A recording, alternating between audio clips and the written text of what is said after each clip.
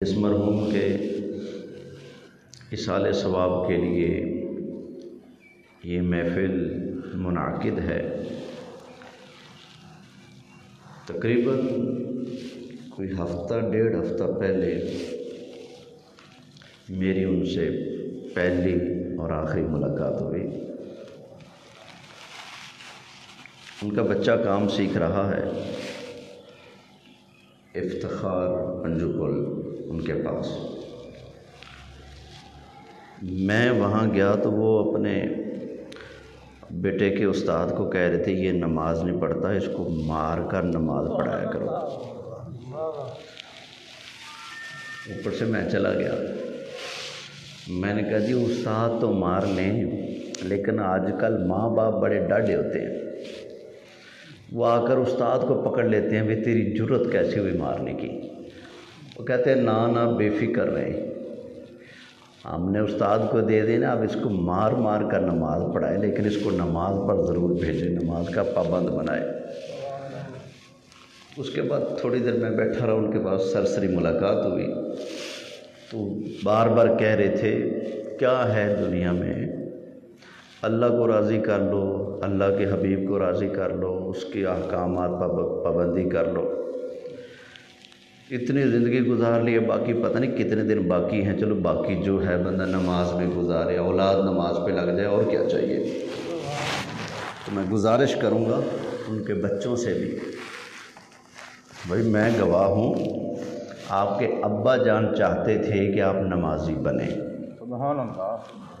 اگر آپ اپنے ابا جی کی قبر ٹھنڈی کرنا چاہتے ہیں، آنکھیں ٹھنڈی کرنا چاہتے ہیں، ان کو قبر میں سکون پہنچانا چاہتے ہیں، تو قسم ہے پروردگار کی، یہ بے شک آپ ختم درود کرتے رہیں لیکن ان چیزوں سے اتنی ان کی آنکھیں ٹھنڈی نہیں ہوگی جتنی نماز کی پابندی کی وجہ سے ان کی آنکھیں ٹھنڈی ہوں گی۔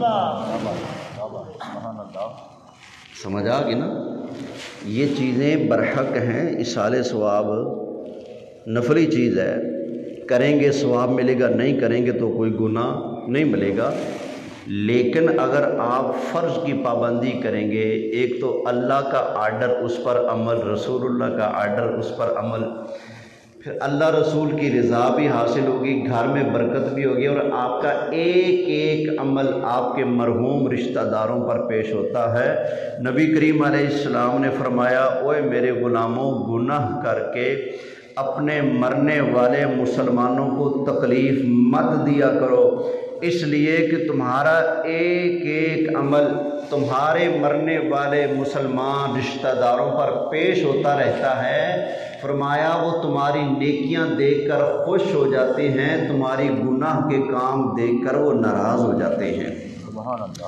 اس لیے آپ چاہتے ہیں یہ سب کے لیے، میرے لیے، آپ کے لیے، اگر ہم چاہیں کہ ہمارے والدین کی قبر ٹھنڈی ہو، ہماری طرف سے آنکھیں ٹھنڈی ہوں، وہ خوش ہوں ہم سے اور ہماری طرف سے ان کو سکون پہنچے، تو آج دنیا کے اندر رہتے ہوئے نماز کی پابندی کر لو، نیکی کے کام اپنا لو، گناہ کو ترک کر دو، انشاءاللہ آپ کا بھی بھلا ہوگا، قبر ان کی بھی ٹھنڈی ہو جائے گی۔ کچھ سمجھ آ رہا ہے نا؟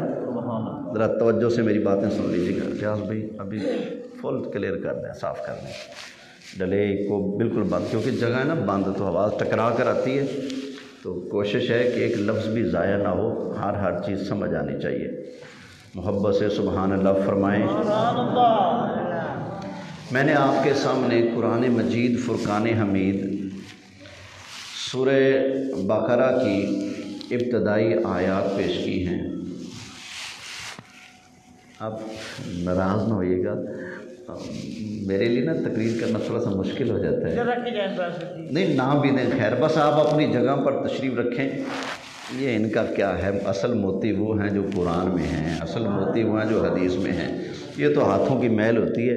آپ ایک ٹکا نہ دیں، میں کرنا تک راضی، لیکن توجہ نہیں کریں گے پھر دل دکھے گا۔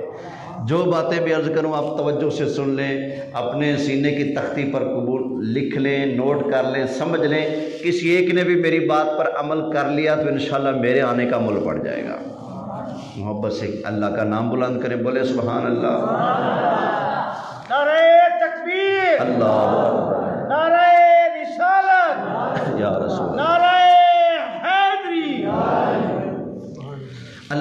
ارشاد فرماتا ہے الف لام میم، یہ حروف مقطعات ہیں، قرآن کا صحرا ہیں، قرآن کی زینت ہیں۔ ان کا معنی اللہ جانتا ہے یا اللہ کے بتانے سے اللہ کا پیارا رسول جانتا ہے، باقی لوگوں کو اس کا معنی معلوم نہیں۔ اس لیے الف لام میم یا دیگر حروف مقطعات کے نیچے وہی لفظ نیچے لکھے ہوتے ہیں، ان کا ترجمہ نہیں کیا جاتا۔ سمجھ آ گئی نا؟ تو ان کا معنی اللہ جانے یا اللہ کا رسول جانے، یہ یاد رکھنا ہے۔ نبی پاک علیہ السلام کو ان لفظوں کا معنی معلوم ہے۔ آئی سمجھنا؟ قاف ہا یا عین صاد، ان لفظوں کا کیا مطلب ہے، کیا معنی ہے، کیا مفہوم ہے، اللہ نے اپنے محبوب کو اس کا علم دیا ہے۔ سمجھ آ گئی نا؟ کیوں؟ یہ ہمارا ایمان ہے، کئی لوگ نہیں مانتے، یہی تو دکھ ہے ہمیں، یہی تو دکھ ہے۔ ہم کہتے ہیں مجھے بے شک نہ مانو، بے شک مجھے صبح و شام برا بھلا کہتے رہو، گزارا ہو جائے گا، لیکن میرے آقا کی شان تو مانا کرو نا۔ لوگ پوچھتے ہیں اس کو رولا کیا ہے، پیچھے پڑا رہتا ہے، بھئی رولا یہی ہے، اب مرو نبی پاک کی شان مانو، نبی پاک کی شان کو کاٹا نہ کرو، ڈنگ نہ مارا کرو، تم نبی نبی کرنا سیکھ لو، انشاءاللہ ہم تمہارے ہاتھ چومنے لگ جائیں گے۔ تم بھی پکا لو نا سبق، سب سے اعلیٰ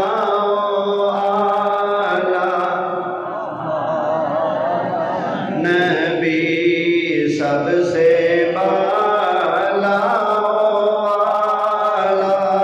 ہمارا، خلق سے اولیاء، اولیاء سے رسول، خلق سے اولیاء، اولیاء سے رسول، اور رسولوں سے اعلیٰ ہمارا نبی۔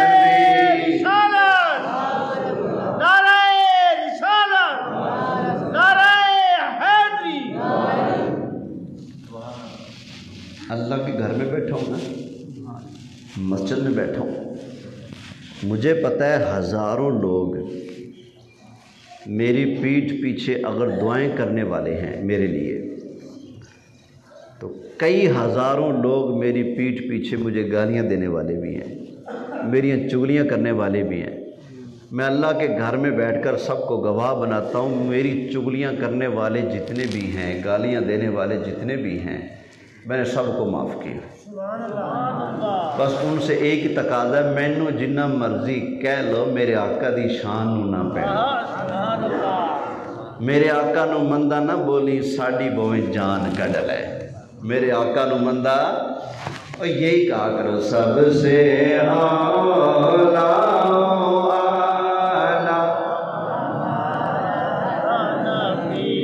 سب سے بالا والا ہمارا، اور سارے اونچوں سے اونچا سمجھیے جسے ہے اس اونچے سے اونچا ہمارا نبی ہے، اس اونچے سے اونچا ہمارا۔ یہی میں عرض کر رہا ہوں، میرے علم کی نفی کرنی ہے کر لو، میرے استادوں کا علم نہ مانو، میرے پیروں کا علم نہ مانو، مجھے ان پڑھ کہہ لو، مجھے جاہل کہہ لو، مجھے الف سے بے نہیں آتی کہہ لو، جو دل کرتا ہے کہہ لو، انشاءاللہ میری طرف سے معاف ہے۔ لیکن اللہ کا واسطہ لوگوں کا مجمع لگا کر یہ نہ کہا کر کہ میرے نبی کو فلاں چیز کا نہیں پتہ، میرے نبی کو یہ نہیں پتہ، وہ نہیں پتہ، کیا ملے گا؟ مرو جو سبق دنیا کے اندر یاد کرو گے نا، اسی سبق کے بارے میں قبر کے اندر سوال کیا جائے گا۔ بندہ قبر میں جائے گا، تیسرا سوال ہے ما کنت تقول فی حق ھذا الرجل۔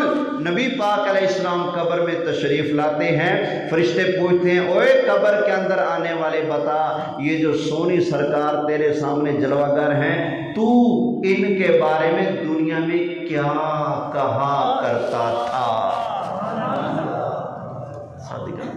کیا کہا کرتا؟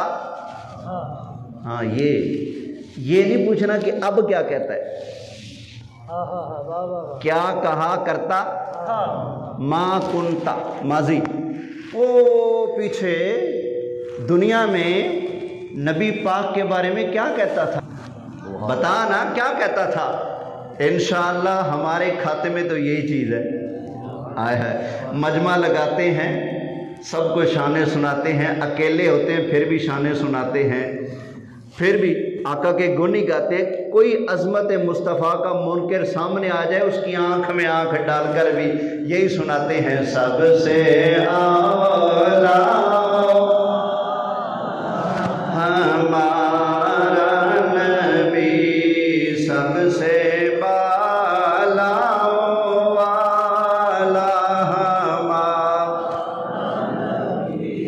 انشاءاللہ اللہ کے کرم سے، اللہ کے فضل سے ہم نے کبھی نبی پاک کی کسی شان کا انکار نہیں کیا، بلکہ گج وج کے اپنے آقا کی عظمتیں مانتے ہیں، بلکہ یہی کہتے ہیں ہم ساری زندگی بیان کرتے رہیں اپنے آقا کی شان کا ایک باب بھی ہم پورا نہیں بیان کر سکتے، جتنا مرضی ٹل لگا لیں ہمارا علم تھوڑا مصطفیٰ کی شان اونچی ہے، ہم تو یہی کہتے ہیں نا۔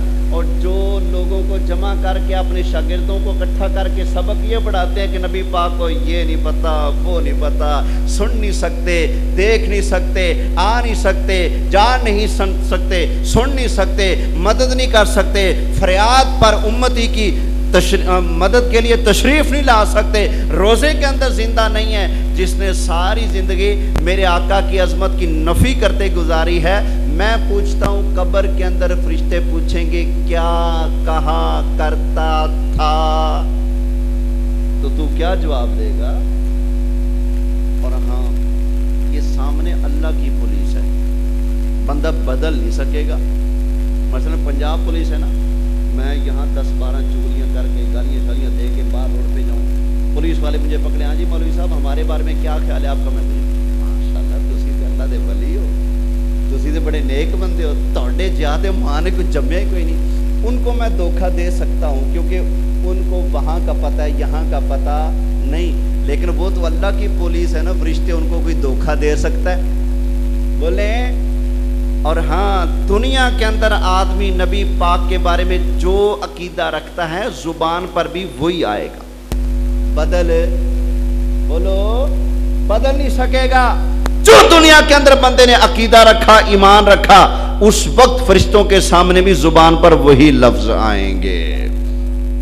اچھا خیر، اس لیے میں کہہ رہا ہوں بے شک ہمارا علم نہ مانو، ہمارے استادوں کا علم نہ مانو، ہمارے پیروں کا علم نہ مانو، تم کہہ تو سارے سنی بریلوی نکھٹو ان پڑھ ہمیں پھر بھی قبول ہے، لیکن اللہ کا واسطہ جس کا تو کلمہ پڑھتا ہے نا، ان کے علم پر اعتراض نہ کیا کر، ان کی عظمتوں پر اعتراض نہ کیا کر، ان کے ہمیشہ گن گایا کر۔ تو میں نہیں پتا سرکار کی عظمتیں کتنی ہیں، سن اللہ تعالیٰ نے ارشاد فرمایا وَإِن تَعُدُّوا نِعْمَةَ اللَّهِ لَا تُحْصُوهَا۔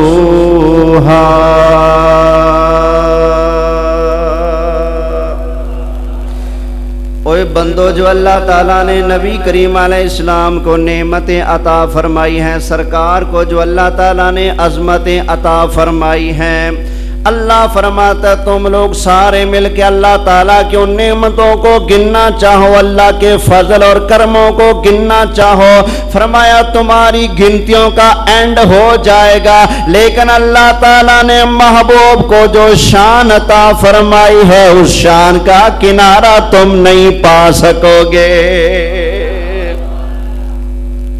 اس آیت کا یہ معنی حضرت قاضی فضیل بن عیاض رحمۃ اللہ تعالی علیہ نے شفا شریف میں یہی معنی کیا ہے.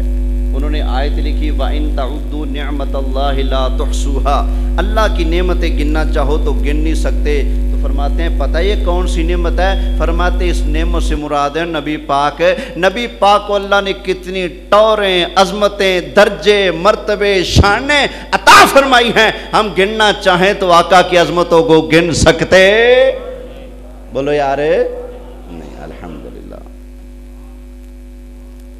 محبت سے سبحان اللہ فرمائیں. اچھا خیر، میں عرض کر رہا تھا اللہ نے ان لفظوں کا علم میرے مصطفیٰ کریم علیہ السلام کو عطا کیا ہے. سمجھ آ گئی نا؟ اس کی دلیل اللہ کا قرآن سنیں. اللہ تعالیٰ نے ارشاد فرمایا الرحمن علم القرآن.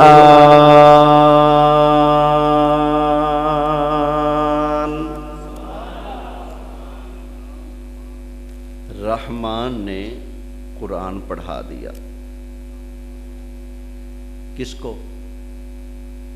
نبی کریم علیہ السلام کو. کس کو پڑھایا؟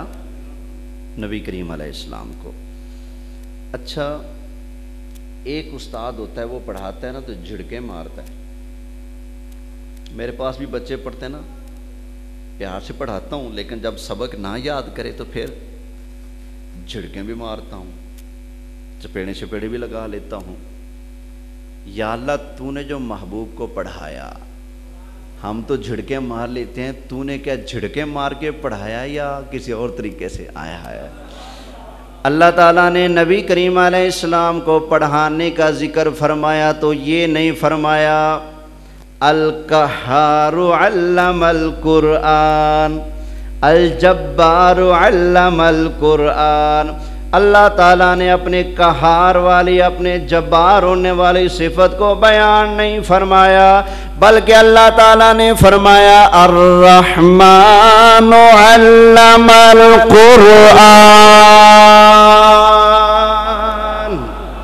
اے رب رحمان نے رحمت کی لوریاں دے دے کر اپنے محبوب کو قرآن سکھا دیا، قرآن پڑھا دیا. اچھا، اللہ نے قرآن محبوب کو پڑھایا ہے. توجہ ہے نا؟ کس نے پڑھایا ہے؟ بول لیں یار، تھوڑا بولا کریں تاکہ مجھے پتہ لگے آپ کو سمجھ آ رہی. کس نے پڑھایا ہے؟ بولیے. نبی پاک کا استاد کون ہے؟ بولیں. ہاں، جبریل نہیں، جبریل قاصد ہیں. جبریل اللہ کا نمائندہ ہے. جبرائیل اللہ کا پیغام محبوب تک پہنچاتا ضرور ہے، لیکن جبریل محبوب کا استاد. بولیں. مجھے جو کوئی خط لکھے اور ڈاکیا مجھ تک پہنچانے آئے تو ڈاکیا میرا استاد بن گیا؟ نہیں نا. بس ایسے ہی اللہ نے قرآن بھیجا محبوب کی طرف. جبریل لے کر ضرور آئے ہیں، لیکن جبریل محبوب کے استاد. استاد کون ہے؟ اللہ خود بیان فرما رہا ہے الرحمن علم القرآن. رحمان نے رحمت کی لوریاں دے دے کر اپنے حبیب کو قرآن سکھا دیا ہے. ایک اور موقع پر اللہ تعالیٰ نے ارشاد فرمایا سَنُقْرِئُكَ فَلَا تَنْسَى.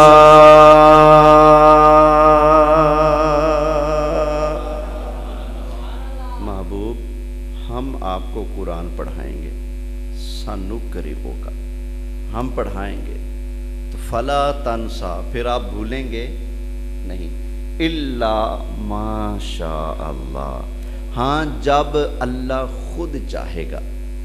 اللہ خود چاہے آپ کو کوئی بات بھلا دے تو وہ اور بات ہے، وگرنہ ہم آپ کو پڑھائیں گے تو آپ بھولیں گے نہیں. بھائی یہ قرآن اللہ نے محبوب کو سکھایا ہے تو یہ کاف ہا یا عین صاد یہ بھی قرآن ہے کہ نہیں؟ بولیں. الف لام میم قرآن ہے کہ نہیں؟ حامیم قرآن ہے کہ نہیں؟ حامیم عین سین قاف قرآن ہے کہ نہیں؟ قرآن ہے. نون قاف یہ بھی قرآن ہے کہ نہیں؟ نون والقلم یہ بھی قرآن ہے نا. تو یہ حروف مقطعات یہ بھی قرآن ہے. جس کو قرآن کہا جاتا ہے اس کا علم میرے اللہ نے خود محبوب کو پڑھایا ہے. سمجھ آ گئی نا؟ یہ حروف مقطعات قرآن ہیں اور قرآن اللہ نے خود محبوب کو پڑھایا ہے. تو پھر جب قرآن خود اللہ نے پڑھایا تو ماننا پڑے گا ان حروف کا علم بھی اللہ نے مصطفیٰ کریم علیہ السلام کو عطا فرمایا ہے. خیر آگے اللہ تعالیٰ نے ارشاد فرمایا الف لام میم ذالک الکتاب لا ریب فیہ.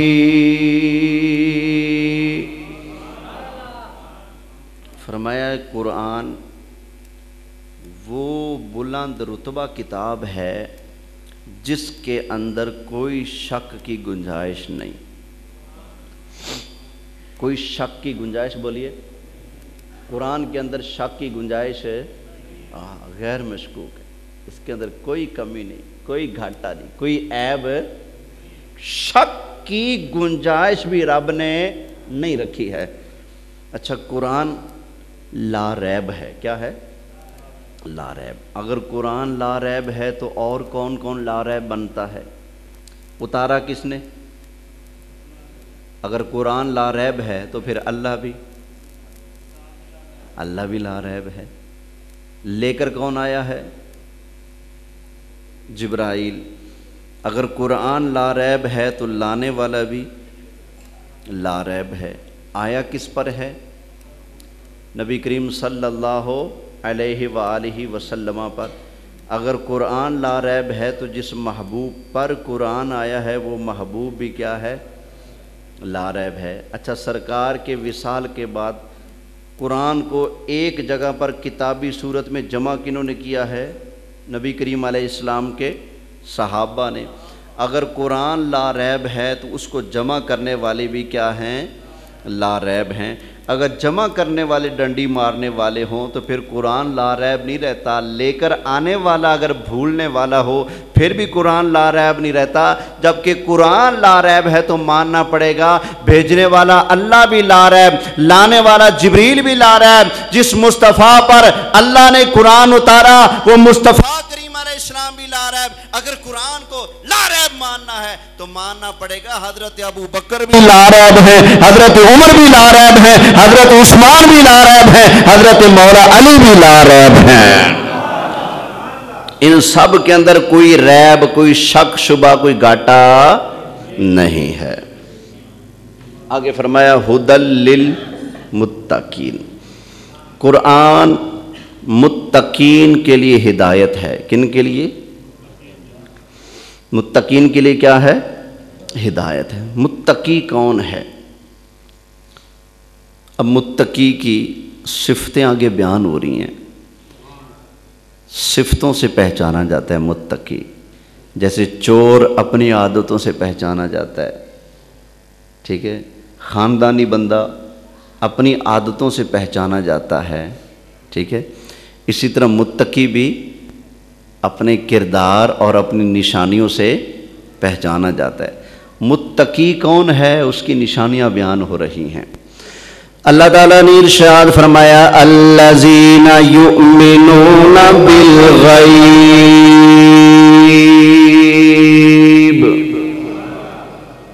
اگر اتفاق ہو تو فرما لیں سبحان اللہ. اگر اس پر بھی اختلاف ہو تو اپنی مرضی ہے بھائی. فرمایا متقی وہ ہے جو غیب پر ایمان لاتا ہے. کس چیز پر؟ غیب پر ایمان لاتا ہے. اچھا کس کے غیب پر؟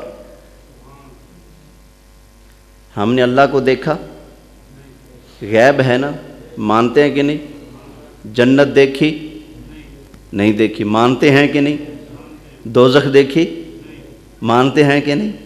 قیامت دیکھی نہیں لیکن مانتے ہیں کہ نہیں؟ مانتے ہیں. فرشتے دیکھے کندھوں پر ہیں کہ نہیں؟ کبھی بوجھ محسوس ہوا؟ کبھی ان کی کوئی حرکت محسوس ہوئی؟ نہیں لیکن مانتے ہیں کہ نہیں؟ مانتے ہیں.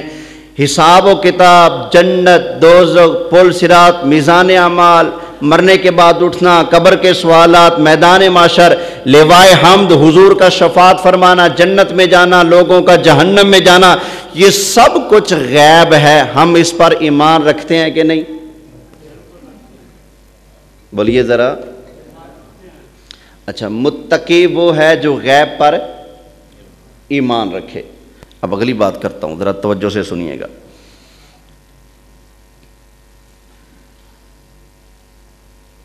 قرآن ہدایت دیتا ہے متقین کو، متقی لوگوں کو، اور متقی وہ ہے جو غیب پر، بولنے سارے، غیب پر ایمان رکھے۔ یہ ساری چیزیں جن کا میں نے ذکر کیا یہ غیب ہیں کہ نہیں؟ غیب پر ایمان رکھے۔ اب اگلی بات ہے کہ کس کے غیب پر ایمان رکھے؟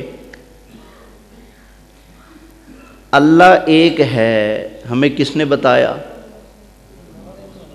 نبی پاک علیہ السلام نے۔ مخلوق نے نبی پاک کو دیکھا ہے، اللہ کو نہیں دیکھا۔ قیامت آنی ہے، کس نے بتایا؟ نبی پاک علیہ السلام نے۔ فرشتے ہیں، جنت ہے، دوزخ ہے، مرنا ہے، اٹھنا ہے، قبر میں حساب و کتاب ہے، یہ سارا کچھ جو غیب کا معاملہ ہے ہمیں کس نے بتایا؟ نبی کریم علیہ السلام نے نا۔ اللہ نے ہمیں ڈائریکٹ آ کر ایک لفظ کا بھی کوئی پیغام ہمیں نہیں دیا، یہ سارے غیب کے خزانے، غیب کی خبریں ہمیں نبی کریم علیہ السلام نے عطا فرمائی ہیں۔ تو الذین یؤمنون بالغیب، متقی وہ ہے جو غیب پر ایمان لائے۔ ماننا پڑے گا، سچا مومن مسلمان وہ ہے جو یہ مانے اللہ نے نبی کریم علیہ السلام کو غیب کا علم عطا فرما دیا ہے۔ اصل ایمان والا، اصل متقی وہی ہے جو نبی کریم علیہ السلام کا علم غیب مانتا ہے۔ جس کو محبوب کے علم غیب میں شک ہے وہ یہی کہنا چاہتا ہے کہ سرکار کو پتہ تھا ہی نہیں، بس ایویں چھڑ دیتا بھائی ایویے نہ میں لمیاں چھڑ سکنا، تساں لمیاں چھڑ سکتے ہو، پر قسم ہے پروردگار دی نبی دی شان نہیں لمیاں چھڑنا۔ نبی جو بھی فرماندے نے بالکل حق اور سچ بیان فرماندے نے۔ الذین یؤمنون بالغیب۔ اچھا، اللہ کا فضل ہے، یہ تقوی کی، متقی کی، ایمان کی پہلی نشانی الحمدللہ ہم سب کے اندر موجود ہے۔ ان غیب کی چیزوں پر ایمان ہے کہ نہیں؟ ہے۔ لیکن آگے دیکھنا ہے جو اگلیاں دو نشانیاں، بس دو نشانیاں پڑھنی ہیں پھر درس ختم۔ اگلی دو نشانیاں میرے اندر، آپ کے اندر ایمان کی جو اللہ نے نشانیاں بیان کی ہیں، متقی کی نشانیاں، وہ ہمارے اندر ہیں کہ نہیں؟ ذرا غور کر لینا ہے۔ اگر ہیں تو کہیں مولا تیرا شکر ہے، اگر نہیں ہیں تو استغفار کریں، توبہ کریں اور آئندہ نیت کریں یہ تقوی اور ایمان کی جو باقی دو نشانیاں ہیں وہ بھی ہم اپنے اندر پیدا کریں گے۔ سمجھ آ گئی نا؟ وہ نشانیاں کون سی ہیں؟ الذین یؤمنون بالغیب، آگے وَيُقِيمُونَ الصَّلَاةَ، متقی وہ ہے جو نماز قائم کرتا ہے۔ کون ہے؟ نماز۔ متقی، تقوی والا، صاحب ایمان وہ ہے جو نماز کو قائم رکھتا ہے، نماز پڑھتا ہے، نماز پڑھنے کو اپنی عادت میں بنا شامل رکھتا ہے، وہ ہے کیا؟ متقی۔ اچھا، نماز ایک ہے پڑھنا، ایک ہے نماز قائم رکھنا۔ میں مسجد میں امامت کرتا ہوں نا، نماز پڑھتا بھی ہوں، پڑھاتا بھی ہوں، لیکن ایک لحاظ سے میری ڈیوٹی ہے۔ نہ پڑھوں گا، مسجد میں نہ پہنچوں گا تو مقتدی پوچھیں گے بھائی خیر ہے کتنے سی نماز ٹائم نہیں آئے۔ ایک اس لیے نماز پڑھنا، میں مسجد سے کہیں چلا گیا، گھر چلا گیا، گاؤں چلا گیا، سفر چلا گیا، اب پتہ چلے گا میں متقی ہوں کہ نہیں، ادھر تو ڈیوٹی تھی۔ اب اگر میں سفر میں نماز کا اہتمام کروں، رشتہ داروں کے ہاں جا کر نماز کا اہتمام کروں، اپنے گھر میں جا کر، اپنے کھیتوں میں جا کر کہیں بھی پھر رہا ہوں، اگر نماز کا اہتمام کروں پھر تو میں ہوں متقی۔ اگر میں مصلی پر آ کر نماز پڑھوں، آگے پیچھے جا کر نماز نہ پڑھوں، پھر میں فراڈیا ہوں، میں متقی نہیں۔ دعا کریں اللہ مجھے بھی متقی بنائے، آپ کو بھی متقی بنائے۔